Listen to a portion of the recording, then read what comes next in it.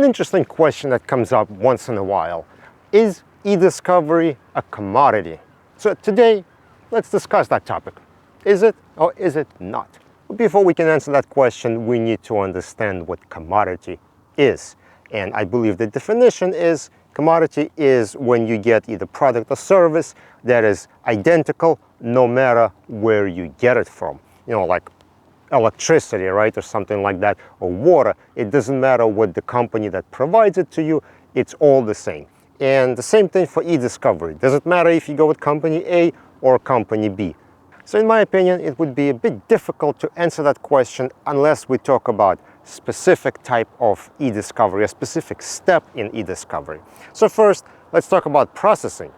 And when you look at processing, it feels like, yeah, it is a commodity. We have reached a point where everyone's e-discovery processing software is good enough. It'll do all the text extraction, metadata extraction, it'll OCR your images, and it's really isn't that much different from one company to another. So this is where you could say, yes, it is a commodity with the exception of a quality control. Some companies will take their quality control further than others, but does it really matter to you? Maybe yes, maybe no.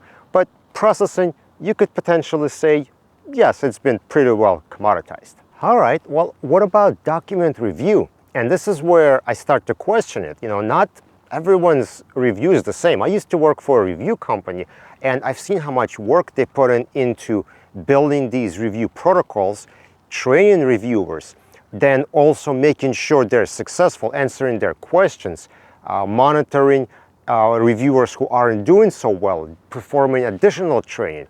And this is where I would say, I don't think the review can be commoditized because of how much work gets put into it to assure quality.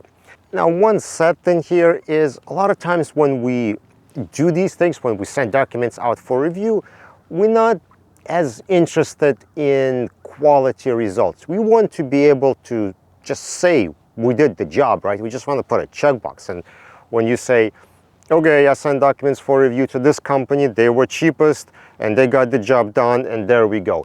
And you don't really know the quality of it. You can't really check whether they did a good job or they didn't. And then if something happens later, you say, all right, well, that's the company to blame, and then they're gonna find the reviewer to blame. So it's kind of like you could think of it as a commodity, but I still think it's not. So for our third example, let's take problems. So a lot of cases have different problems. They need either strategy formulated, they need some kind of troubleshooting done, they need consulting. And this is where I think consulting is not commodity at all.